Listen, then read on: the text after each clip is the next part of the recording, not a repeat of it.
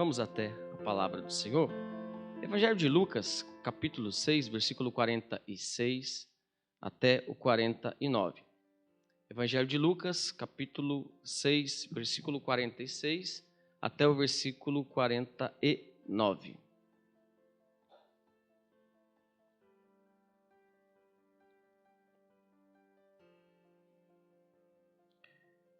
Diz o seguinte a palavra do nosso Deus: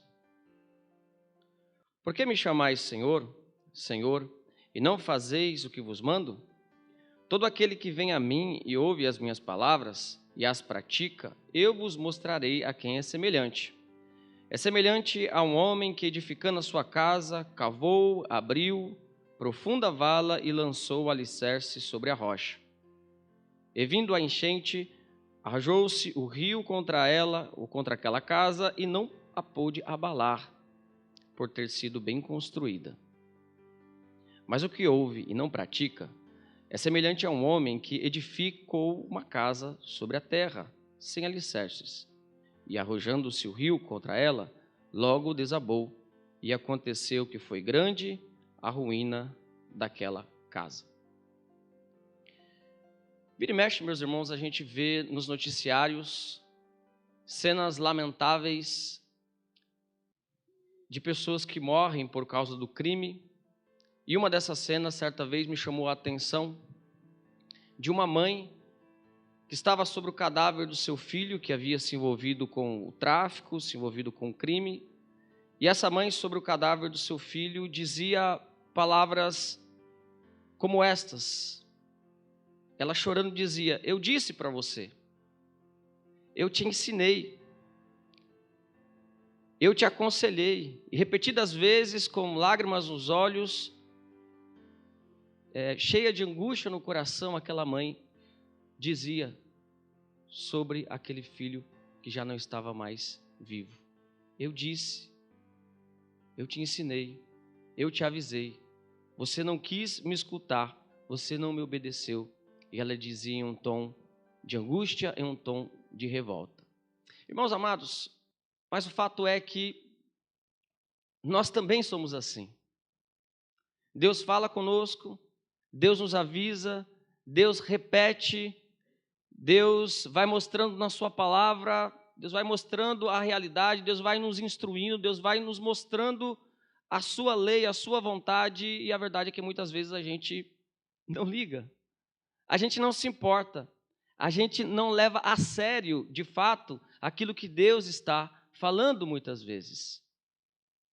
Esse texto está dentro do contexto de várias advertências de nosso Senhor Jesus Cristo.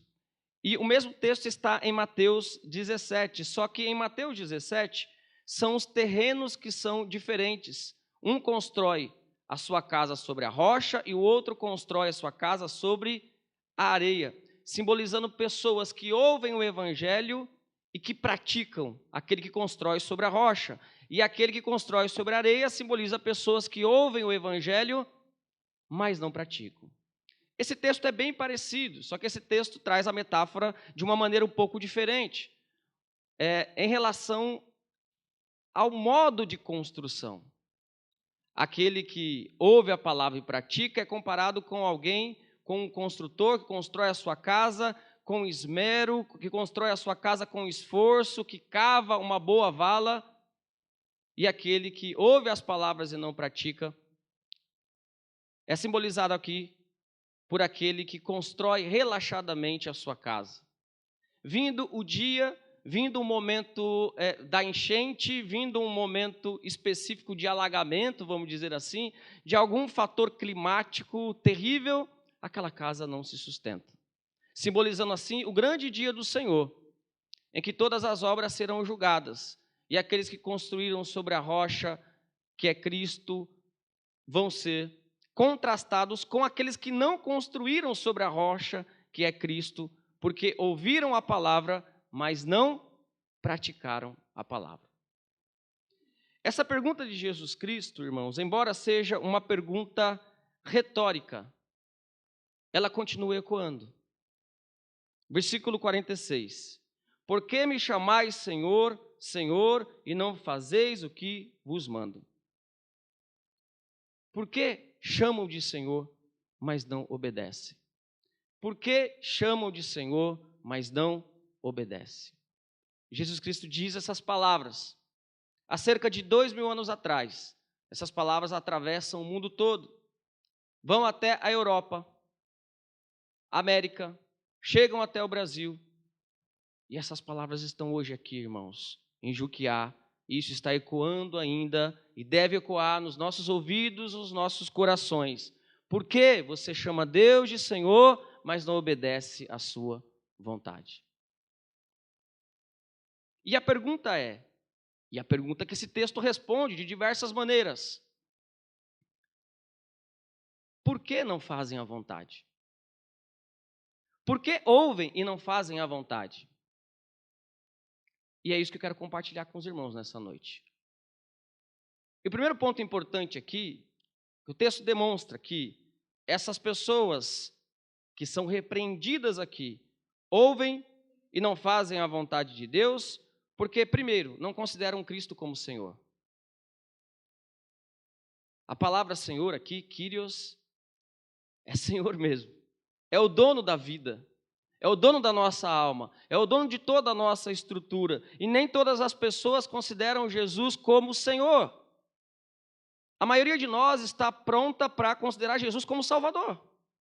O Senhor, é muito bom ser salvo de algo. Ou como um grande provedor, é muito bom ver Deus provendo a nossa vida, nos dando emprego, nos dando saúde, nos dando coisas necessárias para que a gente possa viver a nossa subsistência e ter a nossa subsistência. Mas veja, meus irmãos, poucas pessoas, segundo este texto, estão dispostas a considerar Cristo como dono de sua vida. Ter Cristo como Senhor significa que eu não sou mais dono da minha vida, Ele é dono da minha vida. E acontece que muitos de nós é admirador de Cristo. Admiramos os seus milagres, admiramos as suas maravilhas, admiramos as suas palavras maravilhosas, mas não queremos o senhorio de Cristo sobre nós. Queremos pensar o que quisermos a respeito da igreja. Cristo é o Senhor, mas eu penso o que eu quero a respeito da igreja. Para mim a igreja tem que ser assim, assado. Cristo é o Senhor, teoricamente. Se for assim, Cristo não é o nosso dono. Cristo é o Senhor, mas na minha família eu faço da maneira que eu quiser. Cristo é o Senhor, mas no meu trabalho eu faço da maneira que eu quiser. Em outras palavras, a vida dessas pessoas está dizendo o seguinte: Cristo é o Senhor só daquilo que eu quero. Eu só quero que Cristo domine a área da minha vida que eu quero. As outras áreas, deixa que eu sou o Senhor. Eu cuido da maneira que eu quiser. Pessoas, meus irmãos, que não levam de fato a sério Jesus Cristo. E esse é um ponto tão básico da nossa fé, irmãos, que se você não tem Cristo como Senhor da sua vida, você não pode ser discípulo de Cristo. Simples assim. Se Cristo não é o Senhor da nossa vida, nós não somos discípulos de Jesus. Ele quer exclusividade. Ele não divide a sua glória com ninguém. Ele diz que aquele que ama mais a própria família e até mesmo a si mesmo acima dele não é digno dele. Ele vai dizer isso em Mateus capítulo 10. Chamam de Senhor, mas não obedecem. Qual outra característica que eu quero compartilhar com os irmãos? Essas pessoas fazem isso, eu digo essas pessoas de uma maneira geral, porque muitos de nós podem estar incluso nisso. Todos nós temos a tendência pecaminosa e precisamos tratar os nossos erros. A segunda característica importante, irmãos, é que esse tipo de pessoa descrita no texto é o tipo de pessoa que acha que só ouvir o evangelho é suficiente. Eu estou ouvindo. Eu estou recebendo o ensinamento. Eu estou participando. Eu até gosto de ouvir a mensagem. Eu até coloco lá na televisão, no rádio, mensagens evangélicas. Eu amo ouvir. Mas é o tipo de pessoa que gosta só de ouvir e acha que ouvir é suficiente para ser discípulo de Jesus Cristo. Esse texto está mostrando aqui o resultado de pessoas que somente ouvem o Evangelho e não praticam o Evangelho de Jesus Cristo. Ouvir somente não é suficiente. Ninguém é discípulo de Jesus somente por ouvir as palavras de Jesus. Qualquer um ouve as palavras de Jesus. Irmãos, quando Jesus esteve na terra, Jesus teve vários admiradores, mas poucos discípulos. Pilatos foi um deles. A gente olha a passagem de Pilatos e chega até a dar uma simpatia, né? A gente começa a olhar o texto e tal, você começa a simpatizar esse Pilatos, né? Viu que Jesus não era culpado. Ponto positivo, Pilatos. Ele olhou, viu que o povo estava enviando Jesus, os fariseus, os religiosos, estavam enviando Jesus para ser crucificado, para ser condenado, e ele não tinha cometido nada. Opa, ponto para Pilatos. Teve a ideia de colocar Barrabás para que fosse substituído no lugar de Cristo. Pensou assim, poxa, se o povo escolher Barrabás, Barrabás será condenado e Jesus será solto. Pronto para Pilatos, né? Ponto para ele. No final ainda fez uma atitude célebre que nós usamos até hoje, né? Eu lavo as minhas mãos. A gente usa isso até hoje, né? Quando a gente quer dizer que a gente não tem culpa de nada. Eu lavo as minhas mãos. Opa, Pilatos, esse aí foi salvo. Não, esse aí é o da pior espécie. Ele fica em cima do muro. Ele não escolhe a Cristo. Ele ama mais o seu cargo político do que Jesus. Ele ama mais o seu cargo na empresa, em qualquer lugar, né? Eu citei aqui só como exemplo, do que o próprio Cristo. É por isso que em Atos dos Apóstolos vai dizer que Jesus foi morto nas mãos de perversos. E entre esses perversos está Herodes e Pilatos. A Bíblia não considera Pilatos como inocente. Por isso, irmãos, esse tipo de pessoa aqui, que Jesus está exortando, é o tipo de pessoa que gosta muito de ouvir, mas não tem Cristo como Senhor, porque não gosta de praticar o Evangelho de Jesus Cristo. Tiago diz o seguinte, 1:22, sejam praticantes da palavra e não apenas ouvintes, enganando-se a si mesmos. Porque essa é uma forma de enganar a si mesmo, de viver em ilusão. O que é viver em ilusão? Eu sou discípulo de Jesus, afinal de contas eu ouço tanto, eu admiro tanto. O inferno está e continuará indo para lá, até aquele grande dia, grandes admiradores de Cristo. Cristo não quer fã, admiradores. Cristo quer adoradores. Pessoas que entendam que Jesus é o Senhor de todas as coisas, que Ele é o Kyrios, que Ele é o Senhor, a palavra que substitui o tetragrama lá, vocalizado como Yahvé no Antigo Testamento. É Deus, Ele é o Senhor. Ou Cristo é o Senhor das nossas vidas, ou Ele não é nada.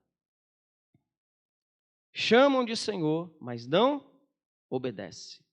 Outro motivo que esse texto apresenta é porque pessoas desse tipo, irmãos, e repito, todos nós estamos sujeitos a isso, acham que, além de ouvir, proferir, confessar publicamente, ou dizer palavras para Jesus dizendo que Ele é o Senhor, é suficiente. E o que esse texto está mostrando para nós, amados, é que mesmo que eu chame Jesus de Senhor, e mesmo que eu pregue aqui a palavra de Deus, e mesmo que eu louve a Deus e cante um cântico muito bonito, mesmo assim eu posso ser um falso discípulo, se Ele não for Senhor de verdade da minha vida. Onde nós observamos isso no texto? Jesus diz que muitos, nesse texto e conectado com o texto de Mateus, muitos naquele dia dirão, Senhor, Senhor. Por que essa repetição, irmãos? Porque tanto a língua hebraica como a língua grega não tem alguns recursos que a nossa língua tem. Então é usado muito o recurso da ênfase, repetição. Lembra lá que Isaías viu, né, o Senhor assentado no trono? O texto poderia estar dizendo que os anjos diziam que Deus é santíssimo. Uma palavra que nós temos na língua portuguesa. Mas o texto é santo, santo, santo. A repetição e a ênfase. E por que Jesus diz aqui? Muitos dizem para mim, Senhor, Senhor. Isso tem um indício aqui. Um indício de ênfase em falar. em proferir. A ideia aqui, irmãos, é que essas pessoas estavam enganadas e estão enganadas, achando que tem alguma intimidade com Jesus. Muitos me dirão naquele dia: Senhor, Senhor. Essas pessoas achavam mesmo que tinham intimidade com Cristo. Ó Senhor, meu amado Salvador. E Jesus dirá abertamente: nunca vos conheci. Claro que não é um conhecimento intelectual, mas é um conhecimento experimental. Jesus conhece todas as pessoas. É o conhecimento no sentido de: eu nunca tive um encontro com você. Eu não conheço você como meu filho. Apartai-vos de mim, vós que praticais a iniquidade. Por isso, irmão, se chamamos Jesus de Senhor, mas praticamos a mentira, compartilhamos notícias falsas, somos fofoqueiros, falamos mal dos outros, somos idólatras, odiamos o nosso irmão, compartilhamos impureza, adultério e um monte de outras coisas, vivendo nestas coisas, como pode sermos discípulos de Jesus? Esse texto está dizendo claramente: os falsos discípulos, eles gostam de dizer Senhor, Senhor, mas não têm um compromisso com Deus. 1 Samuel 15, 22, nós vemos uma coisa importante relacionada a isso. E diz o seguinte: Samuel respondeu: o que é que o Senhor Deus prefere? Obediência ou oferta de sacrifícios? É melhor obedecer a Deus do que sacrificar. E Jesus diz em Mateus 7, 21, como nós mencionamos: nem todo que me diz Senhor, Senhor, a repetição aqui, da ênfase, entrará no reino dos céus, mas aquele que faz a vontade do meu Pai. Se a pessoa não está nem se lixando para a lei de Deus, a pessoa não tem o senhorio de Cristo.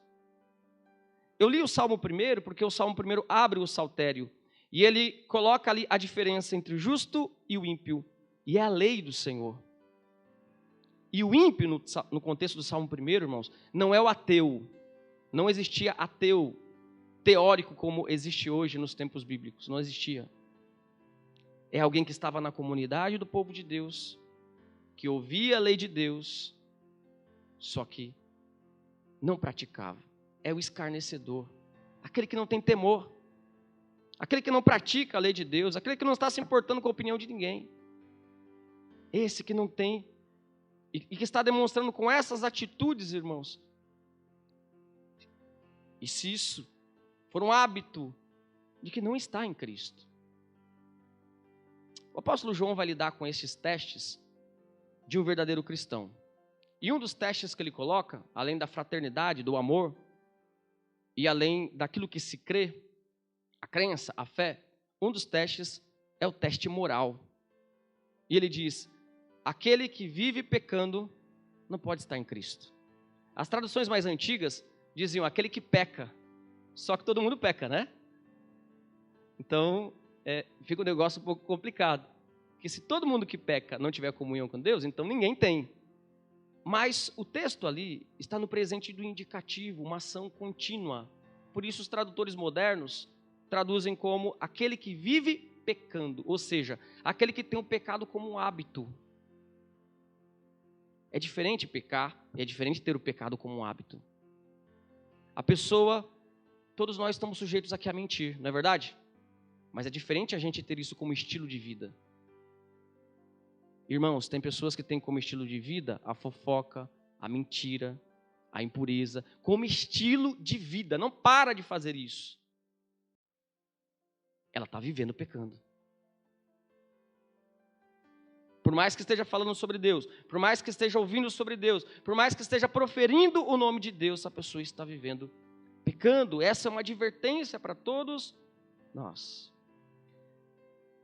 Mais uma questão importante desse texto, irmãos, é que esses falsos discípulos, porque o texto retrata estes que ouvem e não praticam, e que vão ser surpreendidos naquele dia, como falsos discípulos. É que estes falsos discípulos, eles muitas vezes acham que não devemos nos esforçar em relação à salvação. Veja, irmãos, não há nada mais enganoso do que pensar que o fato de sermos salvos pela graça anula os esforços. Não há nada mais enganoso do que isso. Talvez até alguns hipercalvinistas entendam assim de maneira equivocada. Está tudo predestinado, eu não preciso me esforçar. Esse texto está dizendo o contrário. Que aqueles que têm um encontro com Cristo, estes sim vão se esforçar. Isso está ilustrado, exemplificado, neste homem que faz uma vala, que se esforça para construir a estrutura de sua casa. Significa, meus irmãos, que dentro do processo de salvação, nós devemos então nos esforçar. Devemos trabalhar pesado. Mas, irmãos, poucos, até um sino soa aí, né? Até o sino soa, né? Poucos estão dispostos, irmãos, a se sacrificar. O que eu estou falando de sacrifício? Sacrifício é em relação ao comportamento, à lei do Senhor. Há pessoas que dizem assim, eu sou assim, nunca mais vou mudar. Nasci assim, vou morrer assim. Então quer dizer que você quer seguir a Cristo, não quer abrir mão de nada. Não quer cavar a vala? Não quer construir a estrutura? O fato de Jesus ter conquistado a salvação não implica que nós não devemos nos esforçar. Inclusive essa era uma distorção da mensagem do apóstolo Paulo, da pregação pela graça.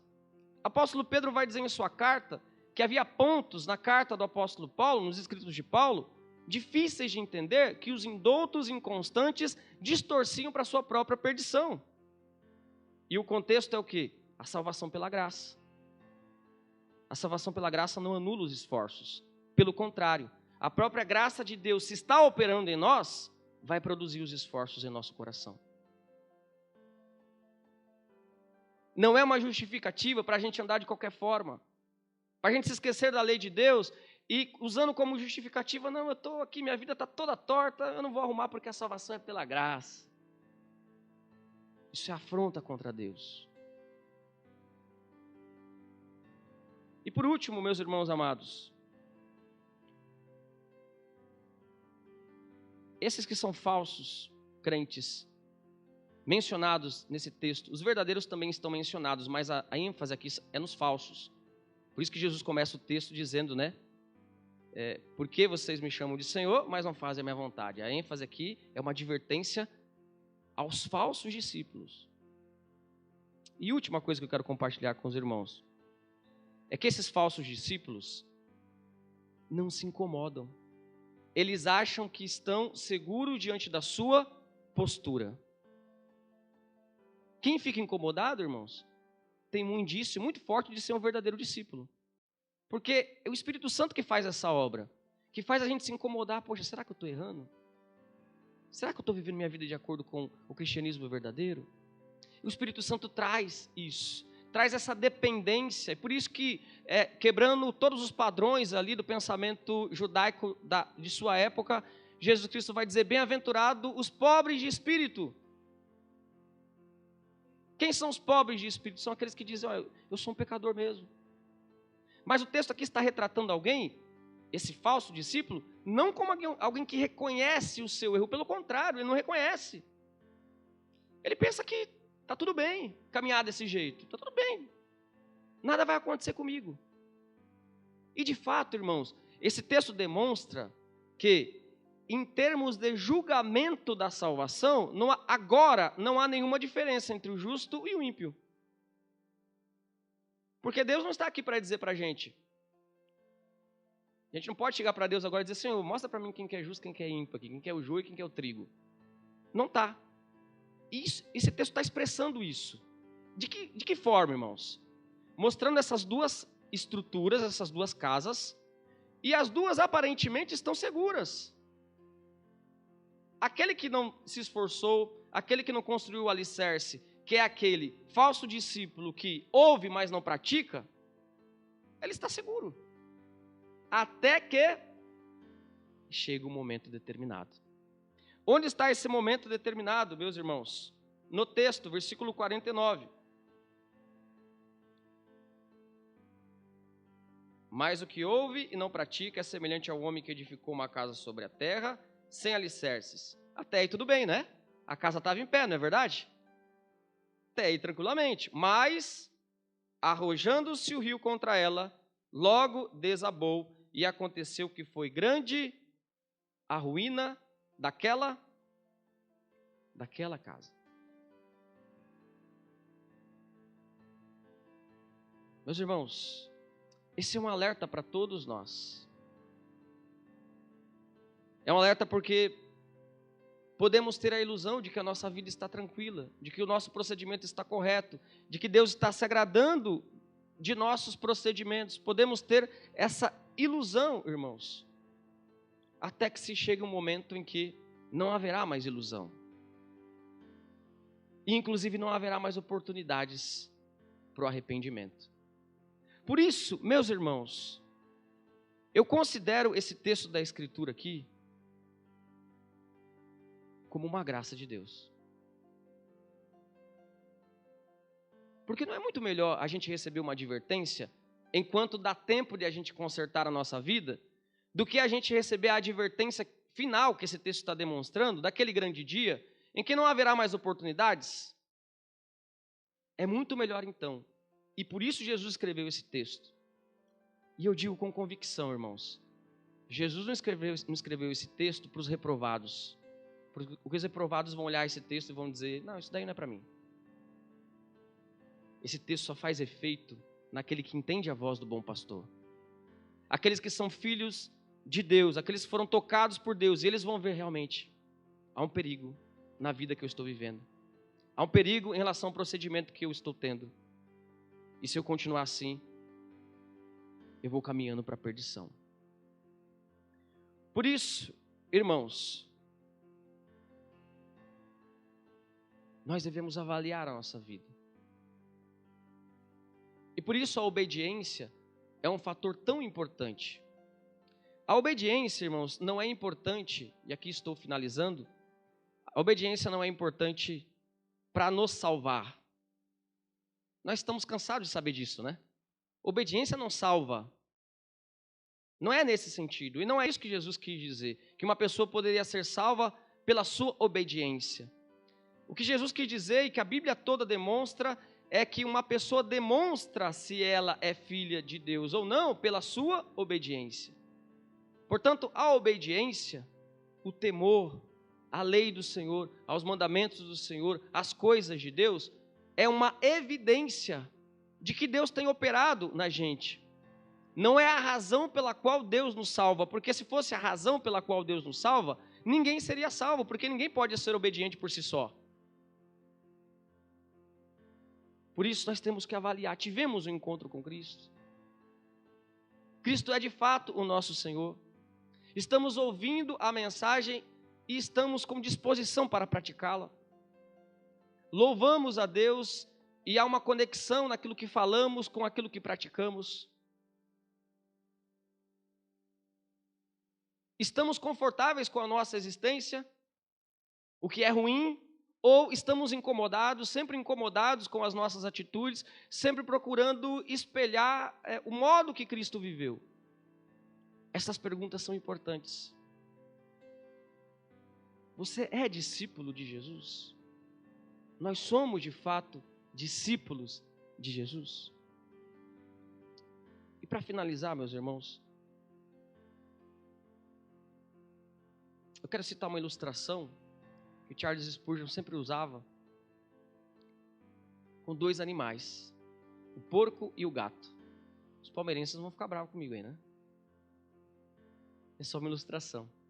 Essa ilustração é importante porque quando nós somos confrontados com essas verdades, às vezes a gente fica na dúvida. Será que eu sou salvo, né? A gente fica ali. Essa é uma dúvida boa. Porque é muito melhor do que andar enganado. Pensando, não, eu sou salvo. Só que para ajudar a gente a entender isso, essa ilustração eu acho que é boa. E Spurgeon usava a ilustração do porco e do gato para mostrar a natureza desses dois animais. O porco, ele tem uma natureza tal que se você experimentar dar um banho no porco, né, passar um perfume de alguma empresa aí, sei lá, Jequiti, Avon, né, Natura, você dá um banho no porco, passa o perfuminho nele. Tá cheirosinho, né? e aí você coloca ele no quintal e tem a água limpa e a água suja. Para onde ele vai? Para onde ele vai? Para a água suja. E o gato? O gato, se você jogar ele na lama, ele tem uma língua áspera e vai usar essa língua para ficar se lavando. Eles têm naturezas diferentes. E Spurgeon faz essa comparação para mostrar como que o crente deve se relacionar com o pecado. O crente não deve ser como o porco. O porco, se ele for lavado, ele volta para a lama. Porque o porco ama a lama. Ele ama o pecado. Na prática, o falso cristão, ele ama o pecado. Ele ama mentir. Ele ama zombar. Ele ama a impureza. Ele ama, não é algo que incomoda ele. Assim como o porco ama a lama. O porco não fica incomodado com a lama, né? Fica, pô, eu tô aqui nessa lama tão fedida. Não. Se ele pudesse pensar, o que ele pensaria? Pô, que laminha da hora, né? Essa laminha aqui, pô, tá no jeito aqui. Já o gato não. O gato, se você jogar a lama nele, ele vai se limpar, e isso simboliza a vida do cristão. Porque acidentalmente o pecado vai nos sujar, irmãos. Nós chegamos assim, aqui, sujos pelo pecado. Porque com certeza hoje nós pecamos. Falamos o que não deveria. Não elogiamos a comida da esposa. É pecado. Mas veja, é diferente uma sujeira que é um acidente e eu me incomodo com ela. O gato se incomoda com essa sujeira. Se ele pudesse pensar, ele não diria, poxa, eu vou ficar na lama. Se ele pudesse pensar, ele diria, poxa, vou tirar isso daqui, está me incomodando. Eu quero ficar limpo. E ele usa o seu mecanismo de limpeza. O nosso mecanismo de limpeza é o Espírito Santo, que limpa o nosso coração. Essa ilustração é boa para que a gente entenda. Nós vamos acidentalmente pecar. Por muitas vezes nós vamos nos esquecer de Deus. E como diz a nossa confissão de fé, por muitas vezes Deus nos lançará nos nossos pecados para nos humilhar. Mas isso não será definitivo na nossa vida se nós formos filhos de Deus. Por isso, qual a sua relação com o pecado? Não adianta se enganar. O comportamento, irmãos, os irmãos sabem disso, tem pessoas mais velhas aqui. O comportamento de uma pessoa indica aquilo que ela faz. A pessoa pode dizer que ama a lei de Deus, mas todo mundo sabe quem quebra a lei de Deus constantemente. Só que algumas pessoas fazem isso no coração. Não é fácil de identificar. E por isso que esse texto serve para todos. Por isso, meus amados, esse texto é uma convocação para que examinemos o senhorio de Cristo na nossa vida, se de fato somos discípulos de Jesus. Amém?